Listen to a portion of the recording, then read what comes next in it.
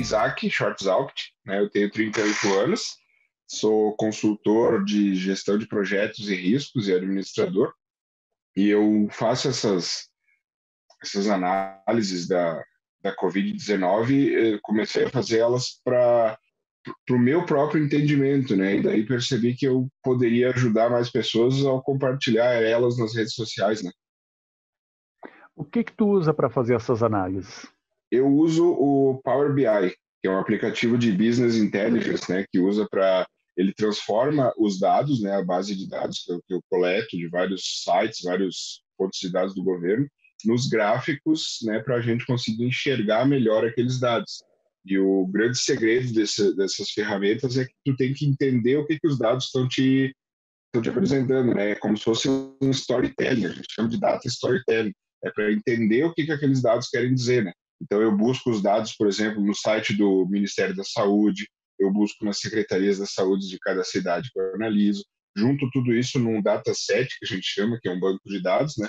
E dentro desse banco de dados eu analiso eles no Power BI, que eu gero os gráficos que eu posto online.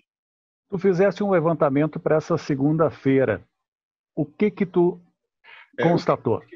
O que eu noto, assim, eu fazia um levantamento especificamente para Caxias, e aí depois eu percebi que a gente conseguia ter uma visão melhor analisando a Serra Gaúcha, pelo menos a região metropolitana da Serra, com Garibaldi, Carlos Barbosa, Farroupilha e Bento, que a gente consegue ter além de Caxias, né, consegue ter uma noção melhor.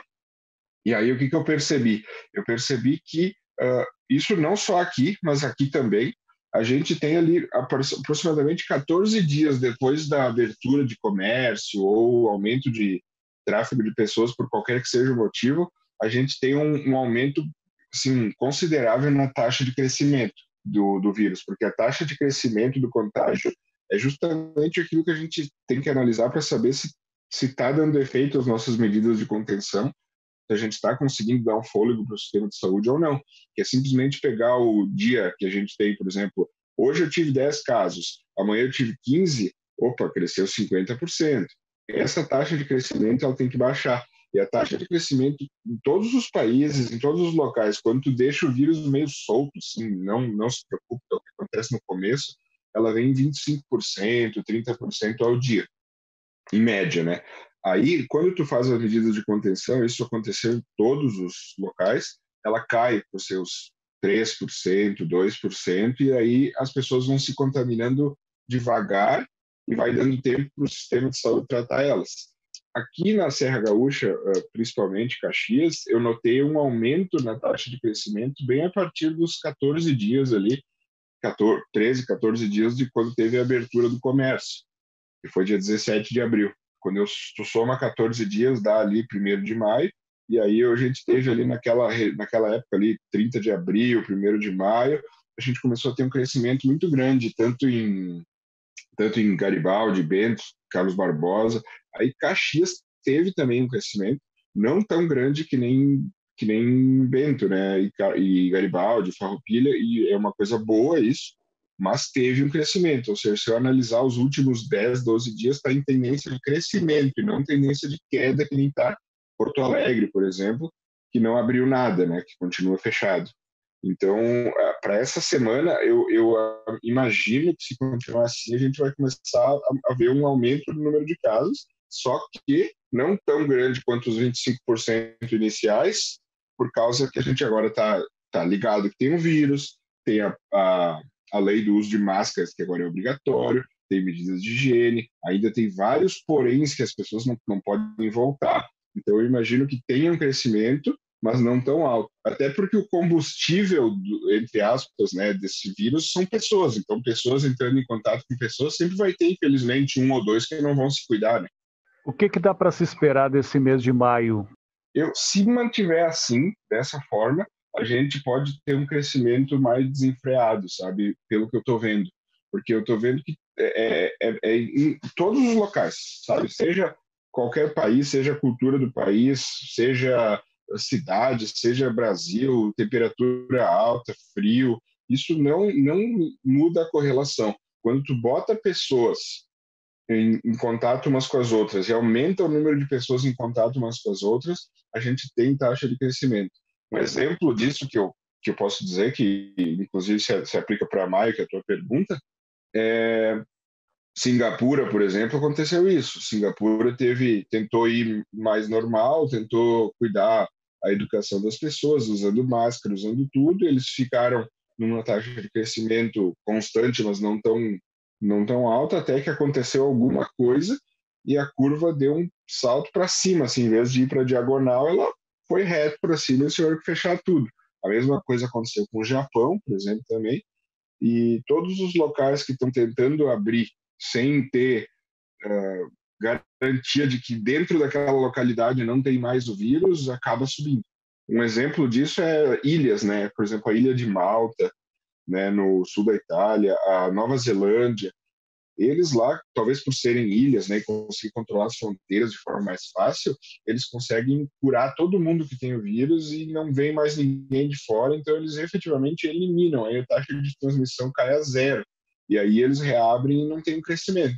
Mas aqui na região deu para notar, porque Bento Gonçalves começou a fazer os testes mais, né, a Farroupilha começou a fazer mais testes, Caxias ainda não faz testes tanto que nem Bento e Farroupilha, mas mesmo assim teve um aumento na taxa de crescimento nos últimos 4 dias. Mesmo fazendo teste só em profissionais de saúde né, e fazendo teste só em pacientes com sintomas mais graves.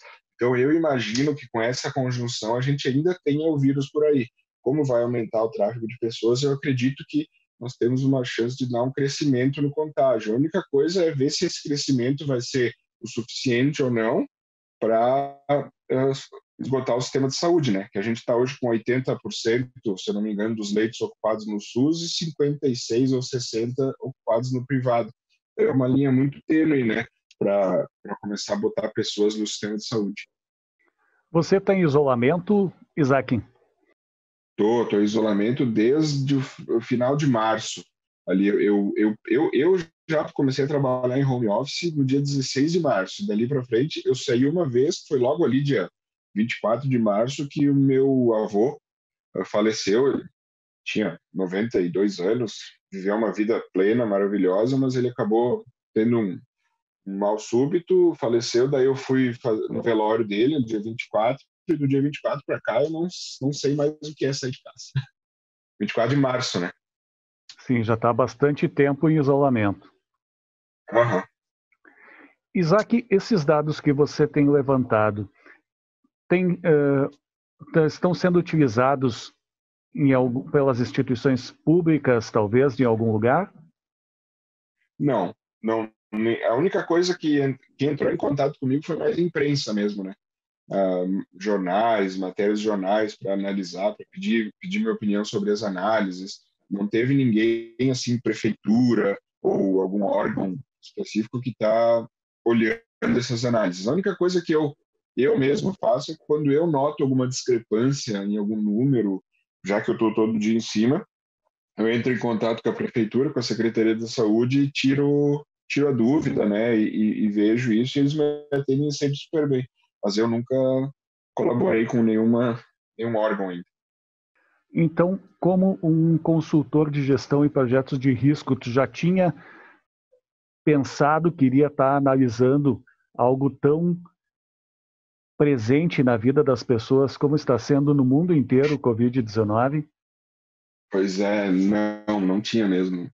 Porque o que acontece, esse meu trabalho, ele é um trabalho importante, útil, mas é um trabalho que inerentemente ele não é muito bem utilizado, as pessoas correm atrás, porque o que acontece? Justamente a gente vai lá e vê os riscos de qualquer projeto, de qualquer coisa que a gente vai empreender. E aí a gente percebe, isso aqui pode ter esse problema, isso aqui pode ter esse problema. E normalmente o risco, ele segura o progresso. Quando a gente mostra um risco, mostra uma chance grande, faz um mapa de riscos e analisa, as pessoas meio que começam a não querer mais progredir naquela ação que elas estavam, porque elas têm medo de correr aquele risco. E daí a gente tem que fazer as tarefas de mitigação e tudo. E aí, quando a gente faz esse tipo de trabalho, é um trabalho assim que normalmente as empresas eles fazem meio que porque precisa, sabe? Não é uma coisa que dá para ver que tem uma vontade assim de fazer. E aí agora eu percebi que é isso que está levando a gente a tomar a decisão correta, é justamente analisar qual é o risco, vai subir, vai baixar, está acontecendo, está transmitindo, está aumentando o contágio, está diminuindo. Então, eu nunca imaginei, sabe, que eu ia estar... Tanto que eu mesmo não tinha nem minhas redes sociais ativas, né? Estavam desativadas, estavam meio paradas lá, nunca uso, não sou assim muito... E aí eu resolvi, quando eu fiz as análises e resolvi postar e ativei as redes sociais, que eu vi o quanto as pessoas dependem disso, né? Daí eu postei alguma coisinha no Facebook, um gráfico e outro, escrevi uma análise, o pessoal pediu para eu criar um grupo, né? O grupo já está indo para 1.000 membros ativos, assim, que ficam postando, pedindo, né, tomando dúvidas e colaborando bastante. Então isso aí acabou virando uma coisa que eu não imaginava mesmo. Para a gente finalizar, Isaac, eu gostaria que tu, na tua opinião, então, tu desse alguma dica para as pessoas como postura nesses próximos dias, nesse mês de maio, então que está começando o frio, né? Gostaria que tu desse a tua opinião sobre uma postura que as pessoas devem adotar daqui para frente. Beleza. Isso baseado principalmente em dados, né? Matemática e tal, porque a epidemiologia vem como consequência, né? E não é muito a minha especialidade, mas mesmo assim, como a gente está vendo um crescimento muito alto, eu acho que a gente só deveria sair de casa e entrar em contato com outras pessoas se estritamente necessário, sabe? Uma coisa que isso é certo, isso não é, isso os dados estão mostrando, e não só aqui, não acabou. Na verdade, está começando ainda. O único jeito de acabar é eliminar o vírus, e para eliminar o vírus a gente ou faz uma vacina ou um tratamento que efetivamente evite a pessoa de ir para o hospital, que os tratamentos que tem hoje, eles diminuem o tempo de internação em UTI, mas a pessoa ainda tem que ir para UTI, então não é o tratamento ideal. E a gente não tem vacina e toda a população é suscetível. Isso é importante, né? Não é assim, um grupo lá já tem imunidade natural a esse vírus. Não, ninguém tem. Entrou em contato, pegou. A diferença é se vai desenvolver sintomas ou não. Então, eu vejo que as pessoas talvez pensem que já dá para sair, já dá para tomar chimarrão, já dá para ir com os amigos, já dá para se reunir, fazer algum churrasco, alguma coisa, e eu veementemente digo que não, que se puder, fica em casa, não entre em contato com pessoas, cuida muito usa máscara, sabe? O olho também é um local que se a gente passa a mão no olho mesmo de máscara, ele desce pelo canal lacrimal e a gente acaba sendo infectado, se a gente toca em algum lugar. Então, a postura agora, numa região que tem o vírus, que a gente viu pelos testes, e que está em taxa de crescimento, é uma postura de alerta. Da mesma maneira que lá no começo, quando começou os casos. Né? Isso em geral, aqui em Caxias, mas em geral no Brasil, sabe? O Brasil está em franco crescimento. Ele tinha dado uma parada, aí teve algumas posturas de abertura, de mais relaxamento, e já começou a ter uma virada grande.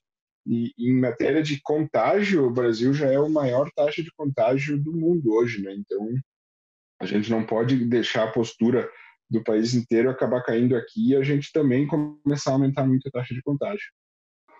Perfeito, Isaac. Muito obrigado pela tua entrevista, muito obrigado pelas tuas informações.